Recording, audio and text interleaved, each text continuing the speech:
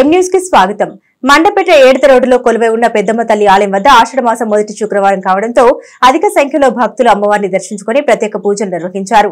ఆలయ చైర్మన్ వాలిన వీరబాబు ఆధ్వర్యంలో అమ్మవారికి వేకోజామున ప్రత్యేక పూజలు నిర్వహించారు. అనంతరం ఆలయానికి వచ్చిన భక్తులకు దాతల సహకారంతో ఆలయ కమిటీ సభ్యులు ప్రసాద వితరణ చేసి అన్న సంతర్పణ నిర్వహించారు. ఈ కార్యక్రమంలో ఆలయ కమిటీ సభ్యులు మండిపూడి చంద్రశేఖర్, చెల్లా శివరాం, రాజేశ్వరి, సతీబాబు తదితరులు పాల్గొన్నారు.